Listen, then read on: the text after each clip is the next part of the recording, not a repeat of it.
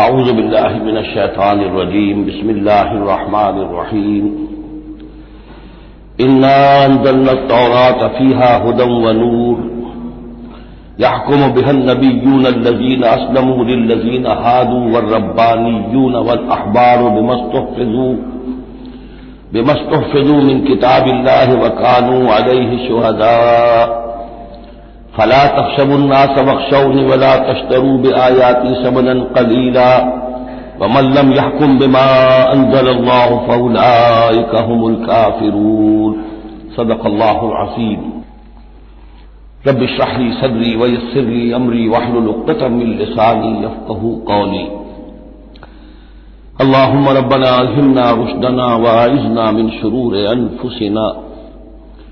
اللهم وفقنا لما تحب وترضى آمین یا رب العالمین۔ سورہ مائدہ کا یہ 7واں رکوع جو اب ہم پڑھنے لگے ہیں اور جو حسن اتفاق سے 7 ہی آیات پر مشتمل ہے، یہ بھی قرآن حکیم کے بہت اہم مقامات میں سے ہے اور اس میں بہت سخت تہدید ہے، تنبیہ ہے، دھمکی ہے ان لوگوں کے لیے کہ جو کسی آسمانی شریعت پر ایمان کے دعوے دار ہوں اور پھر اس کے بجائے کسی اور قانون کے اوپر اپنی زندگی گزار رہے ہوں۔ قرآن حکیم میں عام طور پر، جیسا کہ میں مختلف مواقع پر نوٹ بھی کراتا رہا ہوں، طویل صورتوں میں کہیں تو 3 آیتوں کے چھوٹے گروپ آپ کو ملیں گے جو بہت جامع ہیں، جیسے سورہ آل عمران کی آیات 102، 103، 104 نہایت جامع۔ اسی طریقے سے ابھی سورہ مائدہ کے اندر بھی ایک اور مقام آئے گا 3 آیات پر مشتمل نہایت جامع۔ کہیں کہیں 7 آیتوں پر مشتمل مقامات ہوتے ہیں جو بہت جامع ہیں، جیسے 7 آیتیں سورہ بقرہ کے 5ویں رکوع کی کہ بنی اسرائیل سے خطاب میں جو ابتدائی انداز تھا دعوت کا، اس کے ضمن میں وہ بمنزلہ فاتحہ ہے۔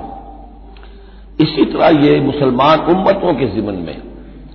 قانون شریعت کی تنفیذ اور اس کی جو اہمیت ہے، اور اگر اس پر عمل نہ کیا جائے تو اس کا اللہ تعالیٰ کی نگاہ میں کیا مقام ہے، اس مسئلے پر یہ اہم ترین مقام ہے، یہ اس کا یوں سمجھیے کہ ذروہ سنام ہے۔ انا انزلنا التوراۃ، ہم نے ہی نازل فرمائی تھی تورات، فیہا ھدی ونور، اس میں ہدایت بھی تھی، نور بھی تھا۔ یحکم بها النبیون، اس کی بدولت یا اس کے ذریعے سے فیصلہ کرتے تھے انبیاء کرام، الذین اسلموا، ظاہر بات ہے وہ تمام جو انبیاء کرام تھے وہ خود بھی اللہ کے فرمانبردار تھے، للذین ھادوا، ان لوگوں کے درمیان کے جو یہودی ہوئے، یعنی یہودیوں کے لیے یہ شریعت تھی تورات، اور انبیاء کرام جیسا کہ میں نے حدیث آپ کو سنائی ہے، کانت بنی اسرائیل تسوسهم الانبیاء، کہ بنی اسرائیل کی سیاست اور حکومت کا معاملہ جو ہے، انتظام و انصرام انبیاء کے ہاتھ میں ہوتا تھا، تو ظاہر بات ہے وہی فیصلے کرتے تھے۔ یحکم بها النبیون الذین اسلموا، فیصلے کرتے تھے ان کے ذریعے سے وہ انبیاء کے جو خود اللہ کے فرمانبردار تھے یہودیوں کے معاملات میں، اور فیصلے کرتے تھے والربانیون، اور جو ان میں درویش ہوتے تھے، اللہ والے ہوتے تھے، علماء ہوتے تھے، علماء حق، والاحبار، اور علماء، ربانیون کہنا چاہیے زیادہ، اللہ والے یعنی جو صوفیہ ہمارے ہاں مثلا اولیاء اللہ، اور احبار علماء کے لیے ہے، بما استحفظوا من کتاب اللہ، بسبب اس کے کہ ان کو نگران بنایا گیا تھا، ان سے حفاظت طلب کی گئی تھی اللہ کی کتاب کی، یعنی اللہ کی کتاب کی حفاظت کا ذمہ دار بنایا گیا تھا علماء کو کہ تمہیں اس کی حفاظت کر دی، وکانوا علیہ شہداء، وہ اس پر گواہ تھے، فلا تخشوا الناس واخشونی، تو ان سے کہہ دیا گیا تھا تم لوگوں سے مت ڈرو، مجھ سے ڈرو، ولا تشتروا بآیاتی ثمنا قلیلا، اور میری آیات کو حقیر سی قیمتوں پر فروخت نہ کرو، یعنی تورات ہے، اس کا قانون ہے، اس کے مطابق فیصلے کرو، لوگوں کو پسند ہو یا ناپسند ہو، اس سے بالکل تمہارا کوئی سروکار نہیں ہونا چاہیے، تمہیں تو دیکھنا چاہیے کہ حق کیا ہے۔ اب آ رہی ہے وہ کانٹے والی بات، وَمَن لَّمْ يَحْكُم بِمَا أَنزَلَ اللَّهُ فَأُولَٰئِكَ هُمُ الْكَافِرُونَ، اور جو اللہ کی اتاری ہوئی شریعت اور قواعد و ضوابط کے مطابق فیصلے نہیں کرتے وہی تو کافر ہیں۔ بتوں سے تجھ کو امید ہے، خدا سے نو امیدی، مجھے بتا تو صحیح اور کافری کیا ہے؟ وَكَتَبْنَا عَلَيْهِمْ، اور ہم نے لکھ دیا تھا ان کے ذمے، واجب کر دیا تھا ان پر، فیہا اس کتاب میں، تورات میں، ان نفس بالنفس، کہ جان کے بدلے جان ہوگی، والعین بالعین، آنکھ کے بدلے آنکھ، والانف بالانف، ناک کے بدلے ناک، والاذن بالاذن، کان کے بدلے کان، والسن بالسن، دانت کے بدلے دانت، والجروح قصاص، اسی طریقے سے زخموں کا بدلہ بھی ہوگا برابر کا۔ فمن تصدق به فهو کفارۃ اللہ، پھر جو کوئی اس کو معاف فرما دے تو یہ اس کے گناہوں کا کفارہ بن جائے گا۔ یعنی کوئی شخص قصاص نہیں لیتا، کسی نے اس کا کان کاٹ دیا، اب وہ جواباً کان کاٹنے کا حقدار ہے، لیکن اگر وہ معاف کر دیتا ہے تو اپنے بہت سے گناہوں کا کفارہ بنا لے گا۔ یا یہ کہ وہ شخص جس نے جرم کیا تھا، جب اسے معاف کر دیا گیا تو پھر اس کے ذمے سے گناہ جو ہے وہ دھل گیا۔ وَمَن لَّمْ يَحْكُم بِمَا أَنزَلَ اللَّهُ فَأُولَٰئِكَ هُمُ الظَّالِمُونَ، اب دوسری مرتبہ دوہرا کر بات آئی، اور جو فیصلہ نہیں کرتے اللہ کی اتاری ہوئی شریعت کے مطابق تو وہی تو ظالم ہے، اور ظالم یہاں بمعنی مشرک ہے۔ ان الشرک لظلم عظیم، ایک قانون اللہ کا ہے، ایک قانون انسانوں کا ہے، ایک رواج کا ہے، ایک رومن لا ہے، ایک فلاح ہے، ایک پاکستانی قانون ہے۔ اب آپ فیصلے کس کے تحت کر رہے ہیں؟ اللہ کے قانون کے تحت یا کسی اور کے تحت؟ گویا کہ اب آپ نے اللہ کے قانون کے ساتھ ساتھ کسی اور کے قانون کو مان لیا، یہی شرک ہے۔ وَقَفَّيْنَا عَلَىٰ آثَارِهِم بِعِیسیٰ ابن مریم، پھر ان کے نقش قدم پر ہم نے بھیجا عیسیٰ ابن مریم کو، مصدقا لما بین یدیہ من التوراۃ، وہ آئے تصدیق کرتے ہوئے اس کی جو ان کے سامنے موجود تھا تورات میں سے، وآتیناہ الانجیل، اور ہم نے انہیں انجیل عطا کی ہے، فیہ ھدی ونور، اس میں بھی ہدایت بھی تھی، نور بھی تھا، ومصدقا لما بین یدیہ من التوراۃ، اور وہ تصدیق کر رہی تھی انجیل بھی اس کی جو تورات میں سے اس کے سامنے موجود تھا، وہدی وموعظۃ للمتقین، اور وہ ہدایت تھی، رہنمائی تھی، اور موعظہ تھی، نصیحت تھی تقوی والوں کے لیے۔ وَلْيَحْكُمْ أَهْلُ الْإِنجِيلِ بِمَا أَنزَلَ اللَّهُ فِيهِ، اور چاہیے کہ انجیل کے ماننے والے فیصلہ کریں اسی کے مطابق جو انجیل میں ہے۔ وَمَن لَّمْ يَحْكُم بِمَا أَنزَلَ اللَّهُ فَأُولَٰئِكَ هُمُ الْفَاسِقُونَ، اور جو لوگ نہیں فیصلے کرتے اللہ کے اتارے ہوئے احکام اور قوانین اور شرائع کے مطابق تو وہی تو فاسق ہیں، وہی تو سرکش ہیں، وہی تو ناہنجار ہیں۔ اب یہ ایک رکوع میں 3 مرتبہ دہرا کر یہ الفاظ آئے، وَمَن لَّمْ يَحْكُم بِمَا أَنزَلَ اللَّهُ فَأُولَٰئِكَ هُمُ الْكَافِرُونَ وَمَن لَّمْ يَحْكُم بِمَا أَنزَلَ اللَّهُ فَأُولَٰئِكَ هُمُ الظَّالِمُونَ وَمَن لَّمْ يَحْكُم بِمَا أَنزَلَ اللَّهُ فَأُولَٰئِكَ هُمُ الْفَاسِقُونَ۔ اب اس کو سامنے رکھیے، اور دنیا میں جو مسلمان ممالک ہیں، کتنے مسلمان ہیں جن میں کہ اسلام کا پورا نظام قائم ہو؟ کتنے ملک ہیں؟ کہاں ہے کہ جہاں اسلام کی شریعت اور قرآن کی شریعت نافذ ہو؟ گویا کہ ہم اگرچہ انفرادی اعتبار سے مسلمان ہیں، لیکن نظام جو ہے ہمارا وہ کافرانہ ہے۔ اب تیسرے نمبر پر وَأَنزَلْنَا إِلَيْكَ الْكِتَابَ بِالْحَقِّ مُصَدِّقًا لِمَا بَيْنَ يَدَيْهِ، اور اب اے نبی صلی اللہ علیہ وسلم ہم نے آپ پر کتاب نازل فرمائی حق کے ساتھ، یہ بھی تصدیق کرتے ہوئے آئی ہے ان دونوں کی جو اس کے سامنے موجود ہیں، من الکتاب، کتاب میں سے، وَمُهَيْمِنًا عَلَيْهِ، اب البتہ یہ ان کی نگران بن کر آئی ہے، یعنی یہ کہ ان کے اندر جو تحریفیں ہو گئی تھی اب ان کی تصحیح اس کے ذریعے سے ہو رہی ہے، یہ بتائے گی، اور یہ گویا کہ اب وہ کسوٹی ہے کہ اس پر پرکھا جائے گا، تورات کی کوئی شے اس کے خلاف ہے تو گویا کہ وہ محرف شے ہے۔ فَاحْكُم بَيْنَهُم بِمَا أَنزَلَ اللَّهُ، تو اب آپ کا فرض بھی یہی ہے کہ ان کے درمیان فیصلہ کیجئے اسی شریعت کے مطابق، قانون کے مطابق جو اللہ نے نازل فرمائی۔ وَلَا تَتَّبِعْ أَهْوَاءَهُمْ عَمَّا جَاءَكَ مِنَ الْحَقِّ، اور ان کی خواہشات کی پیروی کرتے ہوئے جو اللہ تعالیٰ کی جانب سے حق آپ کے پاس آیا ہے اس سے منحرف نہ ہو، مت پیروی کیجیے ان کی خواہشات کی، اور ان کی خواہشات کی پیروی کرتے ہوئے اما یعنی انما چھوڑ کر اس کو کہ جو حق آیا ہے آپ کے پاس۔ لِكُلٍّ جَعَلْنَا مِنكُمْ شِرْعَةً وَمِنْهَاجًا، تم سب کے لیے ہم نے ایک شریعت، ایک دستور اور ایک طریقہ کار جو ہے وہ طے کر دیا۔ یہ آیت بڑی اہم ہے، جہاں تک تو شریعت کا تعلق ہے تو یہ تو پہلے سے بہت واضح بات ہے، سب کو معلوم ہے۔ شریعت موسوی، شریعت محمدی میں فرق ہے، صلی اللہ علیہ وسلم علیہ الصلوۃ والسلام۔ منہاج میں بھی فرق ہے،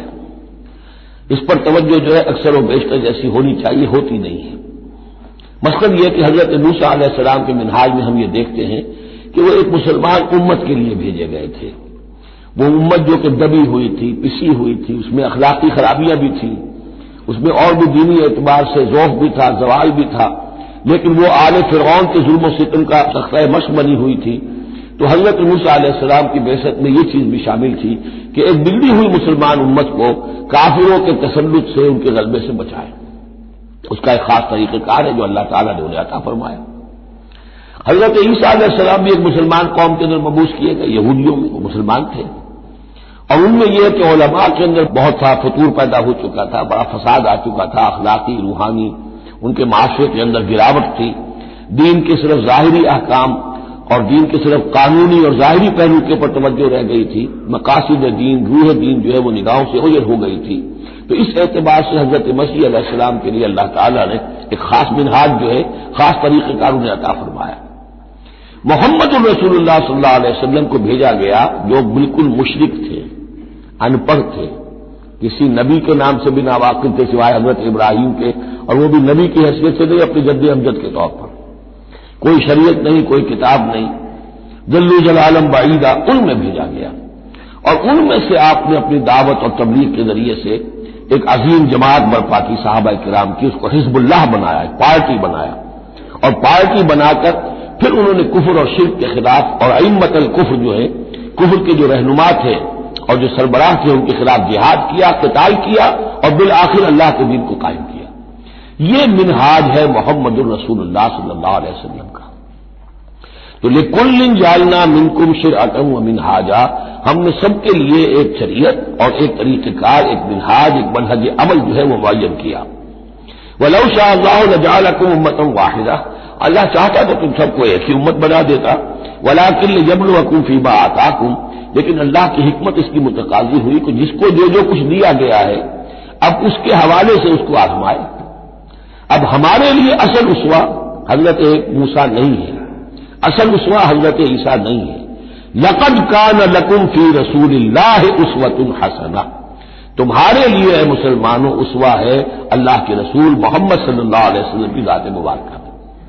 حضرت عیسیٰ نے شادی نہیں کی، ہمارے لیے اسوہ نہیں ہے. حضور نے تو فرمایا النکاح من سنتی، ساتھ ہی فرمایا من رغب عن سنتی فلیس منی. تو معاملہ یہ ہے کہ وہ اللہ کے نبی تھے، ان کے لیے جو بھی طریقہ اللہ نے سمجھا، مناسب سمجھا، وہ ان کو عطا کیا. لیکن ہمارے لیے جو ہے وہ منہاج نبوی ہے، وہ منہج انقلاب نبوی ہے، جس کا کہ گہرا شعور ہم پیدا کریں اور اسی کو پھر لے کر چل کر، اور اسی طور سے جس طور سے کہ حضور نے کہ اللہ کے دین کو برپا کیا، قائم کیا، غالب کیا، پہلے نظام برپا کیا، پھر قانون نافذ کیا، تو اسی طریقے سے ہم اس کی کوشش کریں. فاستبقوا الخیرات، تو تم نیکیوں میں ایک دوسرے سے آگے نکلنے کی کوشش کرو. الی اللہ مرجعکم جمیعا، تم سب کا لوٹنا ہے اللہ ہی کی طرف. فینبئکم بما کنتم فیہ تختلفون، تو وہ تمہیں جتلا دے گا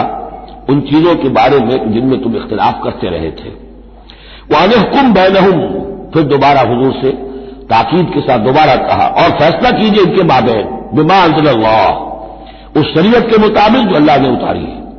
وَلَا تَتَّبِعْ أَهْوَاءَهُمْ، اور ان کی خواہشات کی پیروی نہ کیجیے. آج ہم کن کے خواہشات کی پیروی کر رہے ہیں؟ جو بھی ہمارے سیاسی ذمہ دار ہیں، جو بھی نمائندے ہیں، جو چاہتے ہیں قانون بناتے ہیں، بیٹھ کر ایک دن میں جو چاہے حکم لگا دیں، فیصلہ کر دیں، ہم ان کے پابند ہیں. ہم تو ان کی پیروی کر رہے ہیں، اللہ کے حکم کی پیروی تو نہیں کر رہے. اللہ یہ کہ ایک زبردست تحریک اٹھائیں، زبردست جماعت بنائیں، طاقت بنائیں، قربانیاں دیں، جانیں دیں، اور اس کے بعد یہ کہ نظام بدلے اور اللہ کے دین کو قائم کریں. یہاں حضور سے کہا جا رہا ہے کہ آپ ان کی خواہشات کی پیروی نہ کیجیے. وَأَنِحْكُمْ بَيْنَهُمْ بِمَا أَنزَلَ اللَّهُ وَلَا تَتَّبِعْ أَهْوَاءَهُمْ وَاحْذَرْهُمْ أَن يَفْتِنُوكَ عَن بَعْضِ مَا أَنزَلَ اللَّهُ إِلَيْكَ، اور ان سے بچتے رہیے. بی آن دی گارڈ،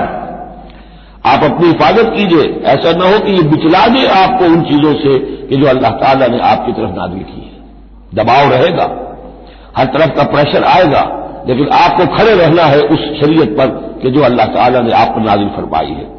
فَإِن تَوَلَّوْا، پھر اگر وہ روگردانی کرے، فَاعْلَمْ، تو جان لیجئے، أَنَّمَا يُرِيدُ اللَّهُ أَن يُصِيبَهُم بِبَعْضِ ذُنُوبِهِمْ، کہ اللہ تعالیٰ انہیں ان کے بعض گناہوں کی سزا دینا چاہتا ہے. یہ ہے کانپنے والا مقام۔ اگر ہم اپنے اس ملک کے اندر اسلام کو قائم نہیں کرتے اور ہماری ساری کوشش کے باوجود وہ نہیں ہو رہا تو اس کے کیا معنی ہے؟ اللہ کے عذاب کا کوئی کوڑا مقدر ہو چکا ہے۔ وَإِن تَوَلَّوْا فَاعْلَمُوا أَنَّمَا يُرِيدُ اللَّهُ أَن يُصِيبَهُم بِبَعْضِ ذُنُوبِهِمْ۔ اگر وہ پیٹھ موڑ لیں، انکار کریں، تو جان لو کہ اللہ تعالیٰ در حقیقت ان کے گناہوں کی پاداش میں کوئی پکڑ اور کوئی ان بطش ربک لشدید کے مصداق کوئی سزا انہیں دینا چاہتا ہے۔ وَإِنَّ كَثِيرًا مِّنَ النَّاسِ لَفَاسِقُونَ، اور اس میں تو کوئی شک ہی نہیں ہے کہ لوگوں میں اکثر جو ہیں، بہت سے لوگ وہ فاسق ہیں، نافرمان ہیں۔ افحکم الجاہلیت یبغون،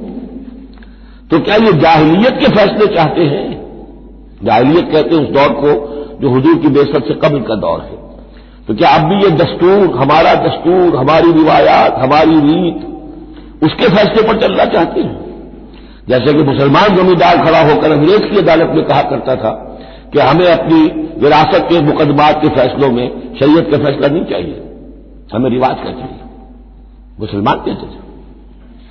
افحکم الجاہلیت یبغون، تو کیا یہ جاہلیت کا حکم چاہتے ہیں؟ ومن احسن من اللہ حکما لقوم یوقنون، تو اللہ تعالیٰ کے حکم و فیصلے سے بہتر کس کا حکم ہو سکتا ہے؟ لیکن کن کے حق میں؟ جو یقین رکھنے والے ہوں۔ اللہم ربنا اجعلنا منہم، ہمیں اللہ تعالیٰ اس یقین اور ایمان حقیقی کی دولت سے سرفراز فرمائے۔ یا ایھا الذین آمنوا لا تتخذوا اليہود والنصارى اولیاء، اہل ایمان یہود اور نصارہ کو اپنے حمایتی اور پشت پناہ نہ بناؤ۔ بعضهم اولیاء بعض، وہ خود ایک دوسرے کے، ان میں سے بعض کے پشت پناہ ہیں، مددگار ہیں۔ اس کے بارے میں حال ہی میں نے رائے ظاہر کی ہے کہ یہ در حقیقت پیشین گوئی تھی جو اس دور میں آ کر پوری ہوئی ہے۔ جب قرآن نازل ہوا ہے تب تو صورت وہ تھی جو ہم پڑھ آئے ہیں کہ اغرینا بینہم العداوۃ والبغضاء الی یوم القیامہ، ہم نے تو ان کے مابین دشمنی اور بغض پیدا کر دیا، دشمنی رہی ہے شدید ان کی آپس میں، اور ان کچھ تو خون ہوتا رہا ہے۔ لیکن یہ کہ ایک پیشین گوئی تھی جو پوری ہوئی ہے اس صدی میں آ کر، بالفور ڈکلیریشن کے بعد سے صورتحال یہ بنی ہے کہ ان کا گٹھ جوڑ شروع ہوا ہے، اور پھر اسرائیل کی حکومت قائم ہوئی ہے، اور وہ ہوئی ہے برطانیہ کے زیر اثر اور امریکہ کے زیر اثر، اور اب بھی اگر وہ قائم ہے تو اصل میں انہیں عیسائیوں کی سپورٹ کی وجہ سے قائم ہے۔ وہ عیسائی سپورٹ کیوں کر رہے ہیں؟ کہ ان کے ممالک کی ساری معیشت کو یہودی جو بینکرز ہیں انہوں نے قابو میں کیا ہوا ہے۔ تو اب ان کا گٹھ جوڑ جو ہے وہ اس درجے ہو چکا ہے، آپس میں گچھ گئے ہیں کہ ان کی مالیات ساری عیسائی ممالک کی مالیات پر قبضہ ہے یہودیوں کا، لہذا ان کی ساری سپورٹ جو ہے ملٹری سپورٹ وہ یہودیوں کو حاصل ہو رہی ہے۔ یا ایھا الذین آمنوا لا تتخذوا اليہود والنصارى اولیاء، مت بناؤ یہودیوں اور عیسائیوں کو اپنے حمایتی اور پشت پناہ، بعضهم اولیاء بعض، وہ ایک دوسرے کے مددگار ہیں۔ ومن یتولھم منکم، اور جو کوئی تم میں سے ان سے دوستی رکھے گا، ان سے پیکٹ کرے گا، ان سے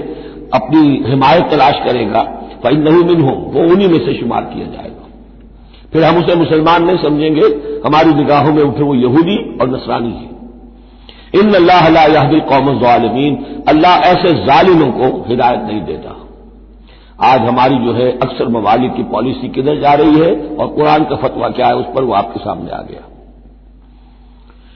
فَتَرَى الَّذِينَ فِي قُلُوبِهِم مَرَضٌ، تو تم دیکھو گے ان لوگوں کو جن کے دلوں میں روگ ہے،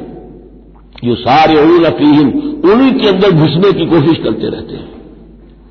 لے جاؤ کشمیر کا مسئلہ، پھر بھاگو یو این او کی طرف، پھر جاؤ فلاں اور پھر فلاں اداروں میں وہیں سے معاملات طے کرواؤ۔ گویا کہ ساری ہماری بھاگ دوڑ تگ و دو جو ہے پھر یہی ہے کہ انہی کے اندر تَرَى الَّذِينَ فِي قُلُوبِهِم مَرَضٌ، کیوں؟ اس لیے کہ دلوں میں روگ ہے،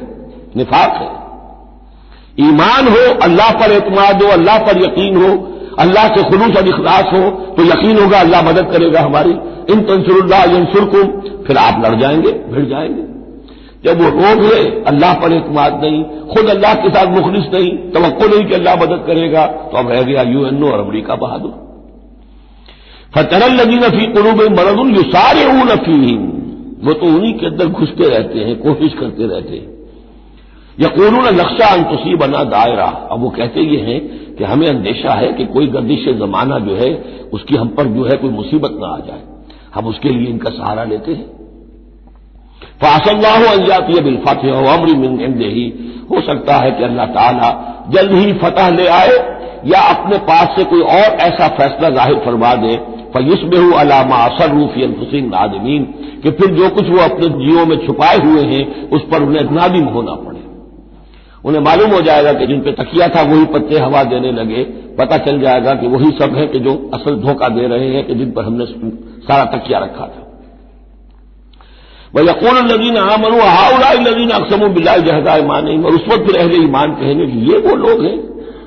کہ جو قسمیں کھا کھا کر کہا کرتے تھے انہم لمعکم،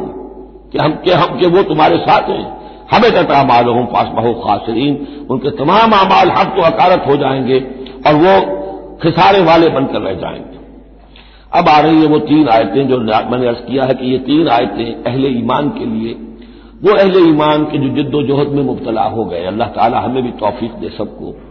کہ کمر کسنے کے اللہ کے دین کو غالب کرنا ہے، اللہ کی شریعت کو نافذ کرنا ہے، ہمیں ظالم اور فاسق اور کافر کے حد سے نکلنا ہے، ہم پر اس کا فتویٰ نہ لگے اللہ کا، اس کے لیے جو ہے محنت کرنی ہے۔ اب محنت کرتے ہوئے ظاہر بات ہے کہ پھر بعض مراحل ایسے بھی آ جاتے ہیں کہ مشکلات ہوتی ہیں، مصائب آتے ہیں، تکالیف آتی ہیں۔ اگر اس مصیبت اور مشکل اور تکلیف میں آدمی کے قدم لڑکھڑانے لگے اور وہ کچھ پسپائی اختیار کرنا شروع کرے تو یہ جو ایک نفسیاتی کیفیت ہے، جو لوگ اس میں مبتلا ہو گئے ہوں، یہ ان سے تین آیتیں ہیں خطاب کرنے والی اہم ترین۔ یا ایھا الذین آمنوا من یرتد منکم عن دینہ، اے ایمان والو جو کوئی بھی لوٹ گیا تم میں سے اپنے دین سے، فسوف یاتی اللہ بقوم، تو ان قریب اللہ تعالیٰ تمہیں ہٹا کر ایک ایسی قوم کو لے آئے گا یحبہم، جنہیں اللہ محبوب رکھے گا، ویحبونہ، اور جو اسے محبوب رکھیں گے، اذلۃ علی المؤمنین، وہ اہل ایمان کے حق میں بہت نرم ہوں گے، اعزۃ علی الکافرین، کافروں پر بہت بھاری ہوں گے، جو جاہدون فی سبیل اللہ، اللہ کی راہ میں جہاد کریں گے، ولا یخافون لومۃ لائم، اور کسی ملامت کرنے والے کی ملامت کا کوئی خوف نہیں کریں گے۔ اب یہاں چونکہ لفظ یرتد آ گیا ہے تو ایک کوئی ارتداد ہے قانونی ظاہری، ایک شخص اسلام کو چھوڑے کافر ہو جائے، یہودی ہو جائے، نصرانی ہو جائے، ہندو ہو جائے، یہ تو قانونی مرتد ہے۔ ایک ارتداد ہے الٹے پاؤں پھرنا شروع کر دینا، پسپائی اختیار کرنا۔ اوپر تو اسلام کا لبادہ ہے لیکن پہلے جد و جہد میں لگے ہوئے تھے، محنتیں کر رہے تھے، وقت لگا رہے تھے، ایثار کر رہے تھے، انفاق کر رہے تھے، بھاگ دوڑ کر رہے تھے، اب کوئی آزمائش آئی ہے چھٹک کر کھڑے رہ گئے ہیں، کلما ادا لہم مشوا فیہ واذا عزم علیہم قاموا، اور نہ صرف کھڑے رہ گئے ہیں بلکہ اب کچھ پیچھے ہٹ رہے ہیں۔ یہ جو ایک کیفیت ہے تو فرمایا کہ تم یہ نہ سمجھو اللہ تمہارا محتاج نہیں ہے، تم اللہ کے محتاج ہو، تمہیں اپنی نجات کے لیے اپنے اس فرض کو ادا کرنا ہے۔ اگر تم نے پسپائی اختیار کی تو اللہ تمہیں ہٹائے گا اور کسی اور قوم کو لے آئے گا، کسی اور کے ہاتھ میں اپنے دین کا جھنڈا تھما دے گا۔ یا ایھا الذین آمنوا من یرتد منکم عن دینہ فسوف یاتی اللہ بقوم، اللہ لے آئے گا کسی اور قوم کو یحبہم، اور یہ جو تین جوڑے آئے ہیں، اللہ ان سے محبت کرے گا، وہ اللہ سے محبت کریں گے۔ اللہم ربنا اجعلنا منہم، اہل ایمان کے حق میں بہت نرم ہوں گے، ہو حلقہ یارہ تو بریشم کی طرح نرم، اور رزم حق و باطل ہو تو فولاد ہے مومن، عزت علی الکافرین، کافروں پر بہت سخت ہوں گے۔ یہی بات آئی ہے پھر سورہ فتح کے اندر بھی، اشداء علی الکفار رحماء بینہم، آپس میں بہت رحیم اور شفیق، کفار پر بہت سخت۔ تیسرا جوڑا یجاہدون فی سبیل اللہ، اللہ کی راہ میں جہاد کریں گے، ولا یخافون لومۃ لائم، ان کے رشتہ دار، ان کے دوست کہیں گے کیا ہو گیا، دماغ خراب ہو گیا تمہارا، تم فینیٹک ہو گئے ہو، تمہیں اولاد کا خیال نہیں، تمہیں اپنی مستقبل کی فکر نہیں، ان کی پرواہ نہیں کریں گے۔ پھیرا نہیں واپس کوئی فرمان جنوں کا، اور تنہا نہیں لوٹی کبھی آواز جرس کی، خیریت جاں راحت تن صحت داماں، سب بھول گئی مصلحتیں اہل ہوس کی۔ اس راہ میں جو سب پہ گزرتی ہے تو گزری، تنہا پس زندہ کبھی رسوا سرے بازار، کڑکے ہیں بہت شیخ سرے گوشے ممبر، اور برسے ہیں اور گرجے ہیں بہت اہل حکم برسرے دربار۔ چھوڑا نہیں غیروں نے کوئی ناوی کے دشنام، چھوٹی نہیں اپنوں سے کوئی طرز ملامت، اپنوں سے کوئی طرز ملامت، چھوڑا نہیں غیروں نے کوئی ناوی کے دشنام، چھوٹی نہیں اپنوں سے کوئی طرز ملامت، اس عشق نہ اس عشق پہ نادم ہے مگر دل، ہر داغ ہے اس دل میں بجز داغ ندامت۔ ذالک فضل اللہ یؤتیہ من یشاء، یہ کردار ہے، یہ جوڑے جو ہیں تین دو دو لفظوں کے جوڑے، دو دو ترکیبیں ہیں، ان کو اچھی طرح ذہن نشین کریں اور دعا مانگیں اللہ سے، اللہ ہمیں اس کردار کو عملاً اختیار کرنے کی توفیق دے۔ ذالک فضل اللہ یؤتیہ من یشاء، یہ اللہ کا فضل ہے، وہ دیتا ہے جس کو چاہتا ہے۔ واللہ واسع علیم، اللہ بہت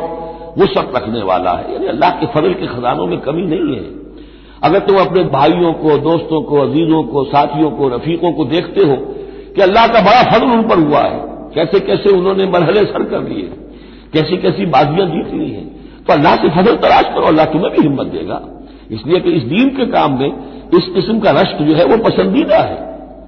حضرت عمر کو تھا نا خیال، کیونکہ ایک خاص وقت اس وقت ان کے پاس دولت کافی تھی، جب غزوہ تبوک کے لیے حضور نے کہا ہے کہ انفاق کرو، انہوں نے سوچا کہ آج میں ابو بکر سے بازی لے جاؤں گا، اس لیے کہ آج کل کاروباری لوگوں کے پاس کبھی وہ کیش جو ہے نقد سامان کچھ ہوتا ہے، کبھی نہیں ہوتا، سارا معاملہ کیش پہ گیا ہوا ہے، لیکن یہ کہ اس وقت ان کے پاس تھا تو انہوں نے کہا کہ آج تو میں بازی لے جاؤں گا، لیکن حضرت ابو بکر جو کچھ تھا وہ سب لے آئے اور حضرت عمر آدھا لے کر آئے تھے، تو حضرت عمر نے کہا میں نے جان لیا ابو بکر سے آگے کوئی نہیں بڑھ سکتا۔ تو اس معاملے میں فاستبقوا الخیرات، نیکیوں میں، خیر میں، بھلائی میں ایک دوسرے سے آگے نکلو۔ انما ولیکم اللہ ورسولہ، تمہارا ولی تو اصل میں اللہ ہے اور اس کا رسول ہے، تمہارا دوست، پشت پناہ، حمایتی، رازدار جو ہونے چاہیے اللہ نمبر ایک، رسول نمبر دو، والذین آمنوا، اور اہل ایمان۔ کفار سے، یہود سے، نصارہ سے، ہندوؤں سے، کسی اور سے دلی دوستی یہ ایمان کے منافی ہے۔ اگر دین کی غیرت ہوگی، اللہ اور اس کے رسول کی حمیت دل میں ہوگی تو دلی دوستی نہیں ہو سکتی۔ انما ولیکم اللہ ورسولہ والذین آمنوا، الذین، اور یہ اہل ایمان کون سے اہل ایمان؟ میرے اور آپ جیسے اہل ایمان نہیں، وہ اہل ایمان الذین یقیمون الصلاۃ ویؤتون الزکاۃ وہم راکعون، جو نماز قائم رکھتے ہیں، زکوٰۃ دیتے ہیں جھک کر۔ یہاں راکعون کا مطلب یہ ہے کہ رکوع کرتے ہیں، وہ صحیح نہیں ہے، یہ زکوٰۃ دینا اس لیے کہ ہم پڑھ چکے ہیں سورہ بقرہ میں کہ سب سے بڑھ کر انفاق فی سبیل اللہ کا مستحق کون ہے؟ للفقراء الذین احسنوا فی سبیل اللہ، وہ لوگ جو اللہ کے دین میں ہمہ وقت ہمہ لگ گئے ہیں، ان کے پاس اپنی معاش کے لیے وقت نہیں ہے، وہ ہے سب سے بڑھ کر مستحق۔ ظاہر بات ہے وہ فقیر اس معنی میں تو نہیں ہے کہ جھک کر آپ سے مانگیں گے، انہیں تو آپ کو جھک کر دینا ہوگا، آپ انہیں دیں اور وہ قبول کر لیں تو آپ ان کا احسان مانیے۔ وَيُؤْتُونَ الزَّكَاةَ وَهُمْ رَاكِعُونَ وَمَن يَتَوَلَّ اللَّهَ وَرَسُولَهُ، اور جو کوئی بھی اللہ اور اس کے رسول کے ساتھ دوستی قائم کر لے گا، وَالَّذِينَ آمَنُوا، اور اپنا حقیقی دلی رشتہ انہی کے ساتھ قائم کرے گا جو اہل ایمان ہیں، فَإِنَّ حِزْبَ اللَّهِ هُمُ الْغَالِبُونَ، یہاں یوں سمجھیے کہ محذوف یہ ہے کہ پھر یہ حزب اللہ بن جائیں گے، اور سن لو کہ حزب اللہ ہی غالب رہنے والے ہیں۔ یہ شرائط پہلے پوری کی جائیں، یہ تمام معیارات جو ہیں ان پر پورا اترا جائے، پھر یقیناً اللہ تعالیٰ کا یہ وعدہ ہے فَإِنَّ حِزْبَ اللَّهِ هُمُ الْغَالِبُونَ، یقیناً پھر حزب اللہ جو ہے وہی غالب رہے گی۔ یا ایھا الذین آمنوا لا تتخذوا الذین اتخذوا دینکم ہزوا ولعبا من الذین اوتوا الکتاب من قبلکم والکفار اولیاء، پھر بات آ رہی ہے، اہل ایمان مت بناؤ ان لوگوں کو کہ جنہوں نے تمہارے دین کو ہنسی اور کھیل بنا رکھا ہے، ان لوگوں میں سے بھی کہ جنہیں کتاب دی گئی تھی تم سے پہلے، اور دوسرے کافروں سے بھی کسی کو اپنا ولی اور دوست مت بناؤ، نہ مشرکین میں سے نہ اہل کتاب میں سے۔ واتقوا اللہ ان کنتم مؤمنین، اور اللہ کا تقوی اختیار کرو اگر تم مومن ہو۔ وَإِذَا نَادَيْتُمْ إِلَى الصَّلَاةِ اتَّخَذُوهَا هُزُوًا وَلَعِبًا، جب تم نماز کے لیے پکارتے ہو، اذان دیتے ہو، تو یہ لوگ اس کا مذاق اڑاتے ہیں، نقلیں کرتے ہیں۔ ذَلِكَ بِأَنَّهُمْ قَوْمٌ لَا يَعْقِلُونَ، یہ اس لیے کہ یہ وہ لوگ ہیں کہ جو عقل سے عاری ہیں۔ قُلْ يَا أَهْلَ الْكِتَابِ، ان سے کہیے اے نبی کہ اے کتاب والو، هَلْ تَنْقِمُونَ مِنَّا، آخر تمہیں کیا ضد ہو گئی ہے ہم سے، کس بات کا انتقام ہم سے لے رہے ہو؟ إِلَّا أَنْ آمَنَّا بِاللَّهِ، سوائے اس بات کے کہ ہم ایمان لائے اللہ پر، وما انزل الینا، اور اس پر جو ہم پر نازل کیا گیا، وما انزل من قبل، اور اس پر بھی جو پہلے نازل کیا، وان اکثرکم فاسقون، واقعہ یہ ہے کہ تمہاری اکثریت جو ہے اب نافرمانوں پر اور ناہنجاروں پر مشتمل ہو چکی ہے۔ قل هل انبئکم بشر من ذلک، کہیے کہ کیا میں تمہیں بتاؤں یہ جو تم مذاق اڑا رہے ہو اور تماشا کر رہے ہو اور استہزاء کر رہے ہو، اس سے زیادہ بری بات کیا ہے؟ مصوبۃ عند اللہ، سزا ہوگی اللہ کی طرف سے. اور وہ سزا کیسی کیسی ہوگی؟ من لعنہ اللہ، جس کو اللہ لعنت فرما دے، وہ غضب علیہ، اور اس پر غضبناک ہو جائے، وجعل منہم القردۃ والخنازیر، اور جس میں سے کہ پھر وہ بنا دے بندر اور خنزیر، وعبد الطاغوت، اور جنہوں نے بندگی کی شیطان کی، اولئک شر مکانا واضل عن سواء السبیل، یہ سب کے سب جو ہیں بہت دور کے درجے میں ہیں، بہت برے مقام میں ہیں، اور بہت دور چلے گئے ہیں، بہت ہی زیادہ بھٹکے ہوئے ہیں سواء السبیل سے. وَإِذَا جَاءَكُمْ قَالُوا آمَنَّا، اور جب وہ تمہارے پاس آتے کہتے ہیں ایمان لے آئے. وَقَدْ دَخَلُوا بِالْكُفْرِ وَهُمْ قَدْ خَرَجُوا بِهِ، حالانکہ وہ داخل بھی ہوئے تھے کفر کے ساتھ اور نکلے بھی ہیں کفر کے ساتھ. میرے نزدیک یہ اشارہ ہو رہا ہے انہی لوگوں کی طرف جن کا ذکر سورہ آل عمران میں ہے، جنہوں نے فیصلہ کیا تھا کہ صبح کو ایمان لاؤ، شام کو کافر ہو جاؤ. تو وہ داخل بھی ہوئے ہیں تو کفر کے ساتھ، نکلے بھی ہیں تو کفر کے ساتھ. وہ داخل ایک لمحے کے لیے بھی انہیں ایمان کی کوئی حلاوت نصیب ہوئی ہی نہیں. شعوری طور پر یہ فیصلہ کر کے کہ رہنا تو ہمیں اپنے ہی دین پر ہے، لیکن دھوکے کی خاطر اور اسلام کی اور اس دین کی جو ساکھ بن گئی ہے اس ساکھ کو نقصان پہنچانے کی خاطر ہم یہ سازش کر رہے ہیں. وَإِذَا جَاءُوكُمْ قَالُوا آمَنَّا وَقَدْ دَخَلُوا بِالْكُفْرِ وَهُمْ قَدْ خَرَجُوا بِهِ وَاللَّهُ أَعْلَمُ بِمَا كَانُوا يَكْتُمُونَ، اور اللہ خوب جانتا ہے، خوب زیادہ واقف ہے جو وہ چھپائے ہوئے تھے. وَتَرَىٰ كَثِيرًا مِّنْهُمْ يُسَارِعُونَ فِي الْإِثْمِ، تم دیکھو گے ان میں سے بہت سو کو کہ بہت بھاگ دوڑ کرتے ہیں گناہ کے کاموں میں، والعدوان، اور ظلم کے کاموں میں، وَأَكْلِهِمُ السُّحْتَ، اور حرام کے کھانے پر. لَبِئْسَ مَا كَانُوا يَعْمَلُونَ، بہت ہی برا ہے وہ عمل جو یہ کر رہے ہیں. لولا ينهاهم الربانيون والاحبار عن قولهم الاسم واكلهم السحت، کیوں نہیں منع کیا اور کیوں نہیں منع کرتے ان کے درویش، ان کے صوفی، ان کے پیر و مرشد اور ان کے علماء ان کو گناہ کی بات کہنے سے اور حرام خوری سے. ہمارے پیر بھی حرام خوری سے روکیں گے نہیں، انہیں تو اس میں سے نذرانے مل جانے چاہیے. اللہ اللہ خیر سمجھا، کہاں سے کمایا، کیا کھایا، کہاں سے، اس سے کوئی بحث نہیں. لولا ينهاهم الربانيون، حالانکہ کام تو یہ تھا کہ اللہ والے جو ہیں وہ انہیں روکیں، منع کریں، نہیں المنکر، امر بالمعروف جو ان کا فریضہ تھا. لبئس ما كانوا يصنعون، بہت برا ہے وہ کام جو وہ کر رہے ہیں. وقالت اليهود يد الله مغلولہ، اور یہود نے کہا کہ اللہ کا ہاتھ بند ہو گیا. مطلب یہ کہ ایک تو اس کا مفہوم یہ ہے کہ اللہ کی رحمت جو تھی ہمارے لیے وہ ختم ہو گئی، اس لیے کہ یہ رحمت جو تھی نبوت کی ہمارے لیے تھی، مختص تھی، اور یہ اب یہ ہاتھ جو ہے یہ دست رحمت اللہ کا ہماری طرف سے بند ہو گیا. یا یہ ہے کہ جیسے مذاق آیا کرتے تھے کہ اللہ جو ہے جب قرض حسنہ مانگتا ہے اس کا مطلب ہے اللہ فقیر ہے ونحن اغنیاء. ید اللہ مغلولہ غلت ایدیہم، ان کے ہاتھ بن گئے یا بن جائیں ان کے ہاتھ. ولعنوا بما قالوا، اور ان پر لعنت ہے اس کی سبب کہ جو انہوں نے کہا. بل یداہ مبسوطتان، اللہ کے دونوں ہاتھ تو کھلے ہوئے ہیں. ينفق کیف یشاء، وہ جیسے چاہتا ہے خرچ کرتا ہے. وَلَيَزِيدَنَّ كَثِيرًا مِّنْهُم مَّا أُنزِلَ إِلَيْكَ مِن رَّبِّكَ طُغْيَانًا وَكُفْرًا، اور یقیناً اضافہ کرے گا ان میں سے بہت سو کے لیے جو کچھ کہ اے نبی نازل کیا گیا آپ کی جانب آپ کے رب کی طرف سے، ان کی سرکشی میں اور کفر میں. یعنی ان کی ضد بڑھتی جا رہی ہے. اللہ کی طرف سے جو احسان بھی آپ پر ہو رہا ہے، آپ کے ساتھیوں پر ہو رہا ہے، اللہ جو فتحیں دے رہا ہے، جو دین کو رفتہ رفتہ غلبہ حاصل ہو رہا ہے، اس کے نتیجے میں صلح حدیبیہ کی بات تو بڑی تیزی کے ساتھ بھی سمجھیے کہ عرب کے اندر صورتحال بدلنی شروع ہو گئی. اب اس سے یہ کہ بجائے اس کے کہ اب بھی سمجھ لیتے کہ حق کیا ہے اور یکسو ہو کر اس کا ساتھ دیتے، اب ان کے اندر وہ جلن جو ہے اور حسد کی آگ بڑھتی جا رہی ہے. وَأَلْقَيْنَا بَيْنَهُمُ الْعَدَاوَةَ وَالْبَغْضَاءَ إِلَىٰ يَوْمِ الْقِيَامَةِ، اور ہم نے ان کے مابین قیامت تک کے لیے دشمنی اور بغض ڈال دیا ہے.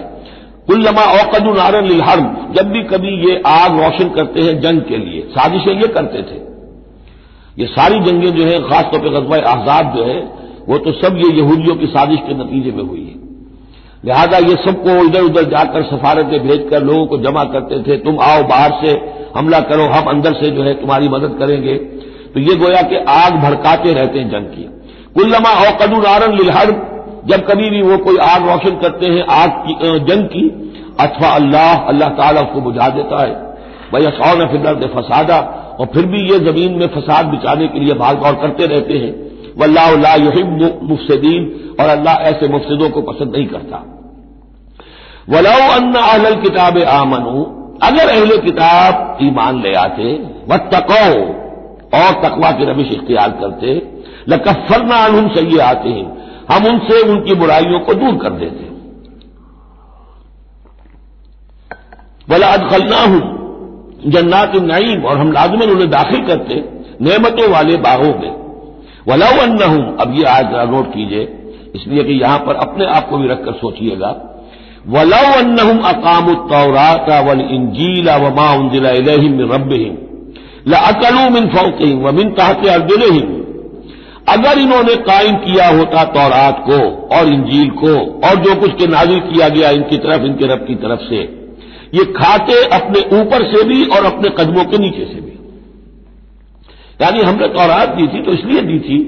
کہ ایک تو رکوع آ چکا 7واں رکوع کہ وہ فیصلے سارے کیے جائیں تورات کے مطابق،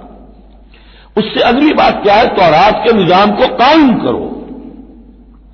ایک تو جھگڑا ہے، مقدمہ ہے، فیصلہ کرنا ہے، وہ بھی کرنا ہے شریعت کے مطابق، ایک یہ کہ قائم کرنا ہے پورے اس نظام کو جو تورات نے دیا ہے، پورے اس نظام کو جو قرآن نے دیا ہے اس کو قائم کرنا ہے۔ اگر انہوں نے قائم کیا ہوتا، وَلَوْ أَنَّهُمْ أَقَامُوا التَّوْرَاةَ وَالْإِنْجِيلَ وَمَا أُنزِلَ إِلَيْهِم مِّن رَّبِّهِمْ، اگر انہوں نے قائم کیا ہوتا تورات کو اور انجیل کو اور جو کچھ کے نازل کیا گیا ان کی طرف، ان کے رب کی طرف سے، لَأَكَلُوا مِن فَوْقِهِمْ، یعنی اللہ کی نعمتوں کی بارش ہوتی ان کے اوپر سے بھی، اور اللہ تعالیٰ کی نعمتوں کے دھارے پھوٹتے ان کے قدموں کے نیچے سے بھی، چشمے پھوٹتے، من فوقہم ومن تحت ارجلہم، منہم امۃ مقتصدہ، ان میں ہے کچھ لوگ، تھوڑے لوگ ہیں جو سیدھی راہ پر ہیں، درمیانی راہ پر ہیں، وکثیر منہم ساء ما یعملون، لیکن یہ کہ اکثر جو ہیں ان میں سے وہ لوگ ہیں کہ جو بہت ہی بری حرکتیں کر رہے ہیں، غلط عمل ہے اور ان کا رویہ نہایت غلط ہے۔ یا ایھا الرسول بلغ ما انزل الیک من ربک، بڑی سخت آیت ہے یہ، اے رسول پہنچا دیجئے جو کچھ نازل کیا گیا ہے آپ کی طرف، آپ کے رب کی طرف سے، وَإِن لَّمْ تَفْعَلْ، اور اگر بالفرض آپ نے ایسا نہ کیا، فَمَا بَلَّغْتَ رِسَالَتَهُ، تو آپ اس کی رسالت کا حق ادا نہیں کریں گے۔ یہی وجہ دیکھیے کہ قرآن مجید میں اگر حضور پر تنقید نازل ہوئی وحی میں، وہ بھی موجود ہے، عبس وتولی ان جاءہ الاعمی موجود ہے۔ ابھی ہم پڑھ آئے ہیں لیس لک من الامر شیء، گرفت تھی کہ نہیں، یہ نہیں کہ اسے چھپا لیا ہو، جو کچھ ہے بلغ ما انزل الیک، ایک تو یہ کہ آپ لوگوں کے خوف سے کچھ چھپائیں، ایک یہ کہ اپنی کسی مصلحت کی وجہ سے چھپائیں، کوئی شے بھی اگر جان بوجھ کر چھپا لی تو گویا کہ آپ فریضہ رسالت کی ادائیگی میں کوتاہی کا ثبوت دیں گے۔ العبد عبد وان ترقى والرب رب وان تنزل، یا ایھا الرسول بلغ ما انزل الیک من ربک وان لم تفعل فما بلغت رسالتہ واللہ یعصمک من الناس، لوگوں سے ڈرنے کی کوئی ضرورت نہیں، اللہ آپ کی حفاظت کرے گا لوگوں سے۔ ان اللہ لا یہدی القوم الکافرین، یقیناً اللہ تعالیٰ کافروں کو راہیاب نہیں کرتا۔ قل یا اہل الکتاب، اب یہ بھی آیت پھر دوبارہ پڑھیے گا بعد میں اپنے آپ کو مخاطب کرتے ہوئے، کہہ دیجیے اے نبی، یا اہل الکتاب، ہے کتاب والو، لستم علی شیء، تمہاری کوئی حقیقت نہیں ہے، تمہارا کوئی مقام نہیں ہے، تمہاری کوئی جڑ بنیاد نہیں ہے، تم ہم سے ہم کلام ہونے کے مستحق نہیں ہو، تمہیں ہم سے دعا کرنے کا حق حاصل نہیں ہے، حتی تقیموا التوراۃ والانجیل، جب تک کہ تم قائم نہ کرو تورات اور انجیل کو، وما انزل الیکم من ربکم، اور جو کچھ نازل کیا گیا ہے تمہاری طرف، تمہارے رب کی طرف سے۔ اب یہاں پڑھ لیجئے، یا اہل القرآن لستم علی شیء حتی تقیموا القرآن وما انزل الیکم من ربکم، اے قرآن کے ماننے والو، تمہاری کوئی حقیقت نہیں، کوئی حیثیت نہیں، تم سمجھتے ہو ہم امت مسلمہ ہیں، ہم اللہ والے ہیں، اللہ کے لاڈلے ہیں، اللہ کے پیارے ہیں، اللہ کے رسول کے امتی ہیں، جو چاہو سمجھو، جوتے تمہیں لگ رہے ہیں، تمہاری ہر طرف سے مرمت ہو رہی ہے، عزت نام کی شے نہیں رہی، تم کتنی ہی تعداد میں ہو، دنیا میں تمہاری کوئی حیثیت نہیں ہے، اور اس سے زیادہ کے لیے تیار رہو، لستم علی شیء، تمہاری کوئی حیثیت نہیں، حتی تقیموا القرآن وما انزل الیکم من ربکم، جب تک کہ قرآن اور جو تمہاری طرف نازل، حضور کو وحی خفی بھی تو دی گئی ہے، سنت رسول وحی خفی کا ظہور ہے، وہ بھی نازل کی گئی ہے حضور پر وحی خفی، تو جب تک کتاب و سنت کا نظام قائم نہیں کرتے، اور یا اہل القرآن کا خطاب خود حضور نے ہمیں دیا ہے، میری وہ جو میرا کتابچہ ہے مسلمانوں پر قرآن مجید کا حقوق، اس میں یہ حدیث موجود ہے، اس میں حضور کی وہ الفاظ یہ یا اہل قرآن لا تتمسدوا القرآن ہے، قرآن والوں قرآن کو تکیہ نہ بنا لینا، اسے ذہنی سہارا نہ بنا لینا، اسے اپنی پیٹھ کے پیچھے نہ پھینک دینا، تکیہ پیٹھ کے پیچھے ہوتا ہے۔ نبذ فریق من الذین اوتوا الکتاب کتاب اللہ وراء ظہورہم لا تتمسدوا القرآن، بلکہ کیا کرنا یا اہل القرآن لا تتمسدوا القرآن واتلوہ حق تلاوتہ فی آناء اللیل والنہار، پڑھا کرو اسے رات کے اوقات میں بھی دن کے اوقات میں بھی جیسے کہ اس کے پڑھنے کا حق ہے۔ وافشو، اسے عام کرو، پھیلاؤ، اس کی دعوت جو ہے پہنچاؤ، وتغنوا ہو، اسے خوشحالی سے پڑھو، اور اس کو تو سمجھو کہ یہ سب سے بڑی دولت ہے، تغنوا ہو، اسے سمجھو کہ اصل دولت یہ ہے۔ وتدبروا فیہ لعلکم تفلحون، اور تدبر کرو، غور و فکر کرو، اس کی گہرائیوں میں غوطہ زنی کرو تاکہ تم فلاح پاؤ۔ قل یا اہل الکتاب لستم علی شیء حتی تقیموا التوراۃ والانجیل وما انزل الیکم من ربکم ولا یزیدن کثیرا منهم ما انزل الیک من ربک طغیانا وکفرا، لیکن اے نبی یقیناً ان لوگوں کی تو بہت سی بڑی تعداد، اکثر لوگوں کو جو کچھ آپ کی طرف نازل کیا گیا آپ کے رب کی طرف سے، اس کی وجہ سے ان میں اضافہ ہوگا، ان کی سرکشی میں، ان کے کفر میں، ان کی طغیانی میں، ان کی آگ جو ہے بڑھتی چلی جائے گی، حسد کی آگ، اس میں وہ مزید جلتے چلے جائیں گے۔ فلا تأس علی القوم الکافرین، تو آپ ان کافروں کے بارے میں اب افسوس نہ کریں۔ نبی چونکہ نہایت رحیم اور شفیق ہوتا ہے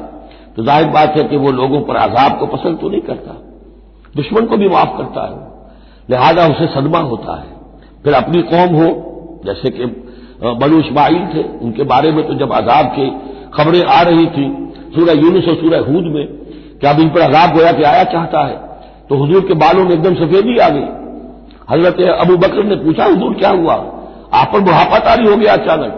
فرمایا شیبتنی ہود واخواتھا، مجھے سورہ ہود اور اس کی بہنوں نے بوڑھا کر دیا ہے، کیونکہ ان صورتوں کا انداز ایسا ہے کہ جیسے مہلت ختم ہوا چاہتی ہے اور عذاب کا دھارا جو ہے اب چھوٹنے والا ہے۔ فلا تأس علی القوم الکافرین، تو اب افسوس نہ کیجیے آپ ان کافروں کے بارے میں۔ ان الذین آمنوا والذین ہادوا والصابئون والنصارى، اب یہ آیت تقریباً وہی ہے جو اس سے پہلے سورہ بقرہ کے 8ویں رکوع میں آ چکی ہے، جس سے کہ دھوکہ ہوتا ہے لوگوں کو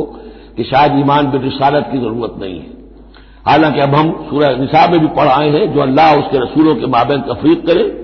تو اولئک هم الکافرون حقا۔ باقی وہاں ساری بحث میں کئی بار کر چکا ہوں، اسی بات کو یہاں ذہن میں رکھیے کہ ان تمام صورتوں کے اندر حضور پر ایمان لانے کی دعوت تو قدم قدم پر ہے، قدم قدم پر ہے، قدم قدم پر ہے، لہذا اس سے استغنا کرنا جو ہے سوائے اس کے کہ اپنی نیت میں فساد ہو اور اپنے ہی دل میں کجی پیدا ہو چکی ہو، اور اس کا کوئی امکان نہیں۔ ان الذین آمنوا، بے شک وہ لوگ جو ایمان لائے، والذین ہادوا، اور جو یہودی ہوئے، والصابئون، اور جو صابی تھے، والنصارى، اور نصارى، من آمن باللہ والیوم الآخر۔ اب یہاں سمجھ لیجئے موضوع اپنے اپنے زمانے میں جس نے بھی جو ایمان لایا اللہ پر اور یوم آخر پر اور اس نے عمل کیے اچھے، فلا خوف علیہم ولا هم یحزنون، تو ان پر نہ کوئی خوف ہوگا نہ وہ حزن سے دوچار ہوں گے۔ یہ تمام جو ہے اپنے اپنے دور میں، جب تک حضرت مسیح نہیں آئے، یہودیوں میں جو لوگ بھی تھے وہ کتاب اللہ کے تورات پر یقین رکھتے تھے، موسیٰ کو مانتے تھے، نبیوں کو مانتے تھے، نیک عمل کرتے تھے آخرت، لیکن یہ کہ اصل سے عمل کے معاملے میں کیا ہے، اللہ کی رضا جوئی اور آخرت کی جزا طلبی، عمل کے معاملے میں یہ چیزیں ضروری ہے۔ لقد اخذنا میثاق بنی اسرائیل وارسلنا الیہم رسلا،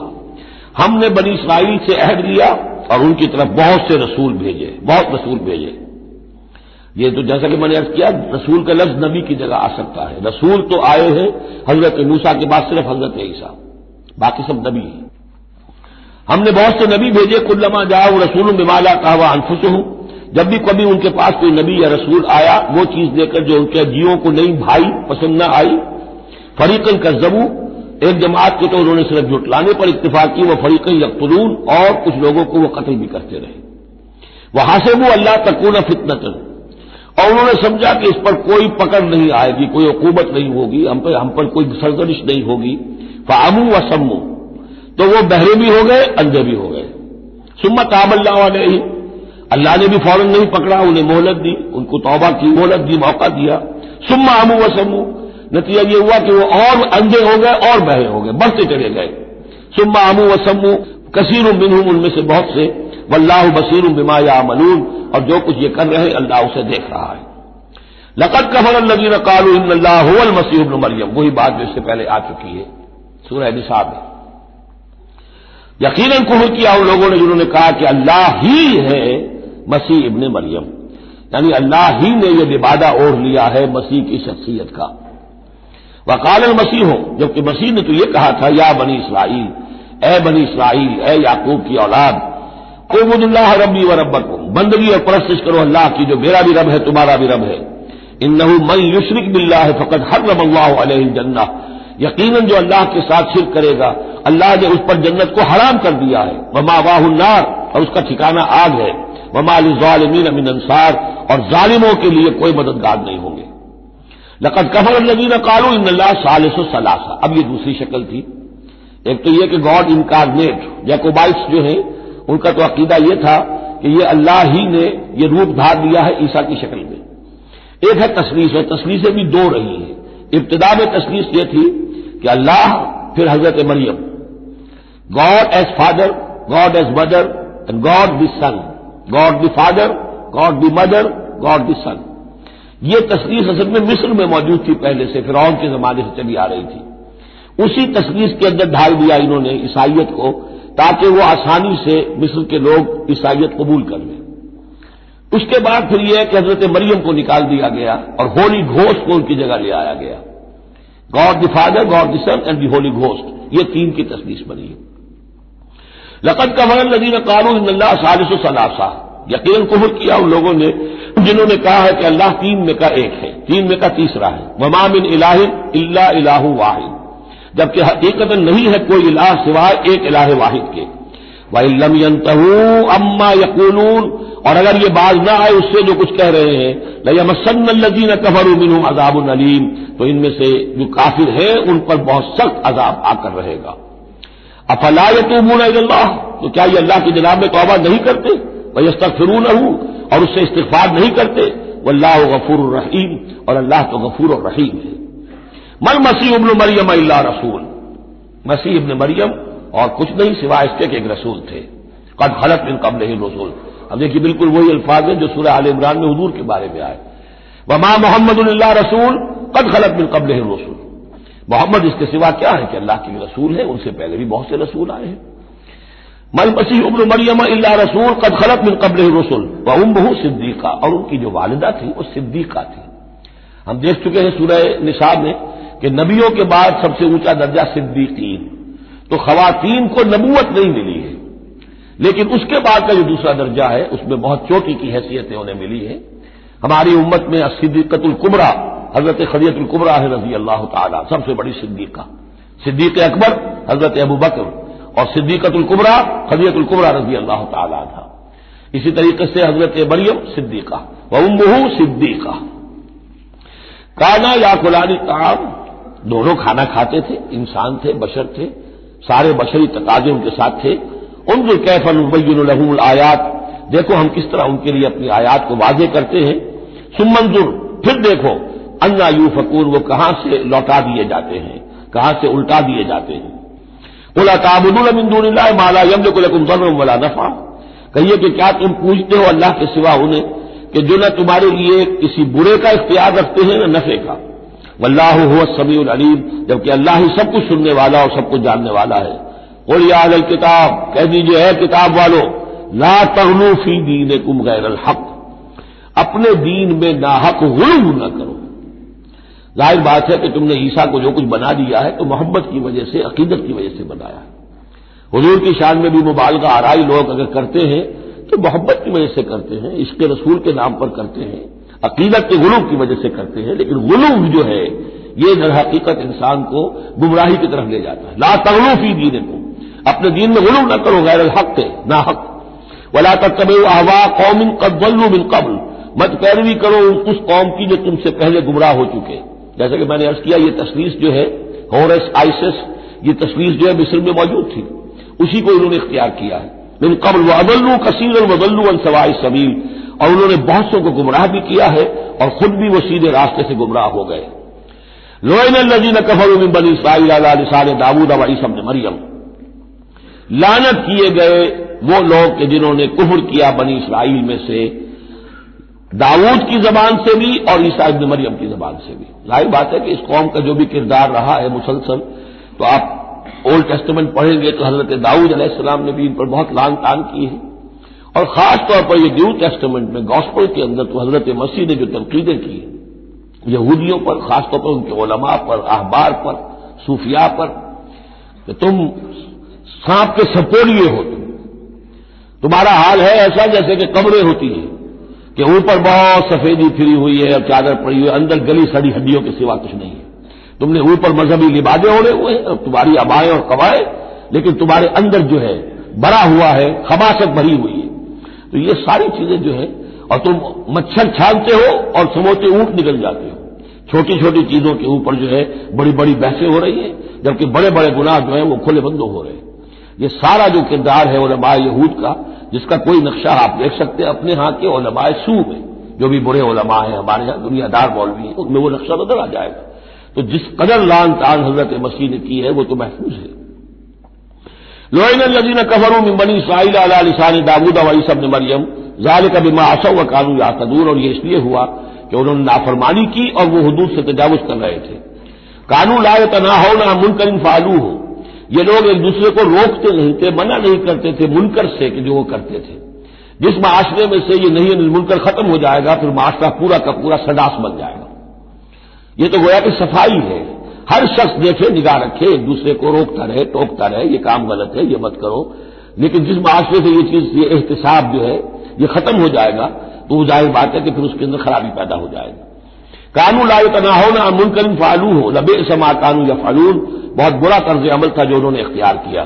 ترا کثیرا منہم یتولون الذین کفروا، ان میں سے بہتوں کو تم دیکھو گے کہ وہ کافروں کی حمایتی بنتے ہیں اور ان کی حمایت سے اپنے لیے تلاش کرتے ہیں۔ لبئس ما قدمت لهم انفسهم، بہت ہی بری ہے وہ کمائی جو ان کے نفسوں نے ان کے لیے آگے بھیجی ہے۔ یہ جو کرتوت ہے سارے جمع ہو رہے ہیں اللہ کے ہاں، اور ان کا وبال جو ہے وہ ان پر آئے گا۔ ان سخط اللہ علیہم، اور وہ یہ کہ اللہ تعالیٰ کا غضب ہوگا ان پر، وفی العذاب ہم خالدون، اور وہ عذاب میں ہمیشہ ہمیشہ رہیں گے۔ وَلَوْ كَانُوا يُؤْمِنُونَ بِاللَّهِ وَالنَّبِيِّ، اور اگر یہ ایمان لے آتے اللہ پر اور نبی پر،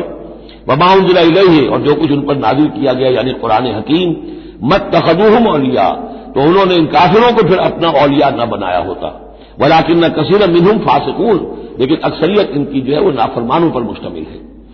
لَتَجِدَنَّ أَشَدَّ النَّاسِ عَدَاوَةً لِّلَّذِينَ آمَنُوا الْيَهُودَ وَالَّذِينَ أَشْرَكُوا،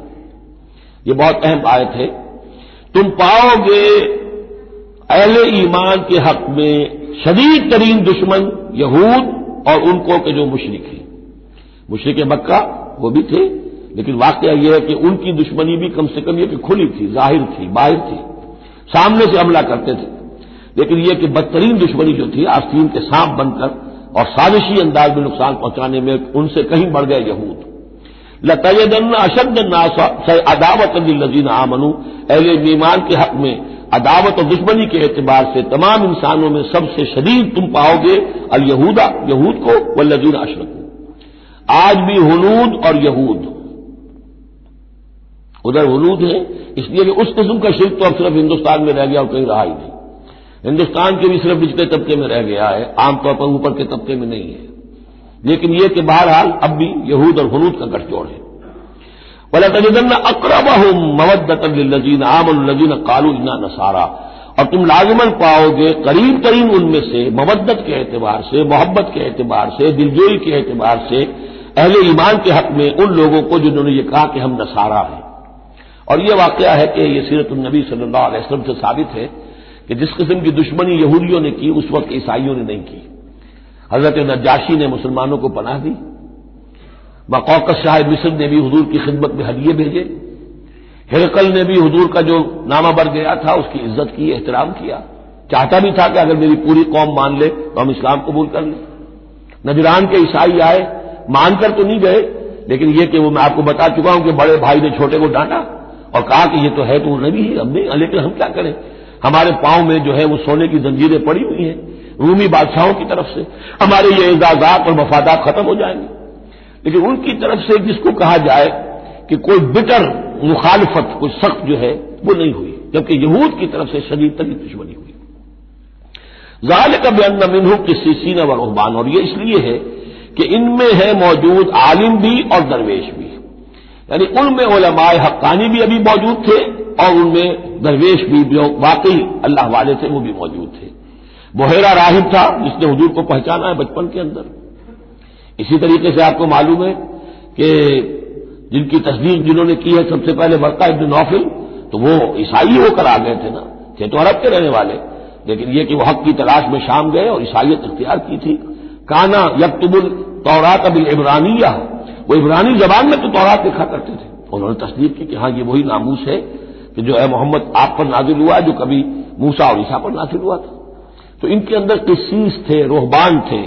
وَأَنَّهُمْ لَا يَسْتَكْبِرُونَ، اور یہ اس لیے ہے کہ وہ استکبار نہیں کرتے، تکبر نہیں کرتے۔ اب نہیں ملیں گے آپ کو یہ دور ختم ہو چکا ہے، یہ کہ اس وقت کے دور کی بات ہے جبکہ قرآن نازل ہو رہا تھا۔ اس کے بعد جو صورت بدلی ہے، پھر کروسیڈز کے اندر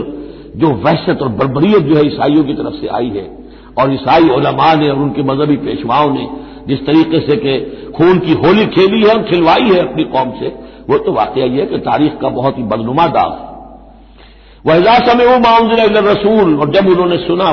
وہ چیز کہ جو رسول پر نازل کی گئی تھی۔ یہ اصل میں ایک وفد آیا تھا 70 افراد کا کہ جو آیا تھا وہ حبشہ سے، کچھ نو مسلم تھے جو وہاں پر گئے تھے صحابہ، وہ ہجرت کر کے کچھ عرصے رہے تو ان کے ذریعے سے کچھ لوگوں تک اسلام پہنچ گیا تھا۔ پھر یہ کہ وہ مدینے میں جب اسلام کو غلبہ ہو گیا ہے اور اب امن ہو گیا ہے تو ان کا ایک وفد آیا تھا۔ انہیں پھر آ کر جب قرآن سنایا گیا، وَإِذَا سَمِعُوا مَا أُنزِلَ إِلَى الرَّسُولِ، جب انہوں نے سنا جو کچھ کے نازل کیا گیا ہے رسول پر، تَرَىٰ أَعْيُنَهُمْ، تم دیکھتے ہو ان کی آنکھوں کو، تَفِيضُ مِنَ الدَّمْعِ مِمَّا عَرَفُوا مِنَ الْحَقِّ، جو حق کی پہچان انہیں حاصل ہوئی اس کے زیر اثر ان کی آنکھوں سے آنسوؤں کی لڑیاں روانہ ہو گئیں، آنسوؤں کی ندیاں بہہ نکلی۔ یقولون، اور وہ کہہ رہے ہیں، ربنا آمنا، اے رب ہمارے ہم ایمان لے آئے، فاکتبنا مع الشاہدین، تو ہمیں لکھ دے شاہدوں میں سے، گواہوں میں سے۔ وما لنا لا نؤمن باللہ وما جاءنا من الحق، اور کیسے ممکن ہے کہ ہم ایمان نہ لائیں اللہ پر اور وہ حق جو ہم تک پہنچ گیا ہے اس پر۔ ونطمع ان يدخلنا ربنا، اور ہمیں تو بڑی طمع ہے، بڑی خواہش ہے، ہم چاہتے ہیں کہ ہمیں داخل کرے ہمارا رب مع القوم الصالحین، نیک وکار لوگوں کے ساتھ۔ فاصابهم الله بما قالوا، تو جو کچھ انہوں نے کہا، جو دعا کی، جو ان کا اعلان حق تھا، اس کی وجہ سے اللہ نے ان کو بدلے میں دیا جنات تجری من تحتها الانہار، وہ باغات دیے کہ جن کے دامن میں ندیاں بہتی ہوں گی، خالدین فیہا، جس میں وہ ہمیشہ ہمیشہ رہیں گے، وذالک جزاء المحسنین، اور یہی بدلہ ہے احسان کی روش اختیار کرنے والوں کا، جو اسلام کے بعد ایمان سے بھی آگے احسان تک پہنچ جائیں، ان کا بدلہ یہی ہے۔ والذین کفروا وکذبوا بآیاتنا، رہے وہ لوگ جنہوں نے انکار کیا اور جھٹلا دیا ہماری آیات کو، اولئک اصحاب الجحیم، تو وہ تو پھر جہنمی ہے۔ بارک اللہ لی ولکم فی القرآن العظیم ونفعنی وإیاکم بالآیات والذکر الحکیم۔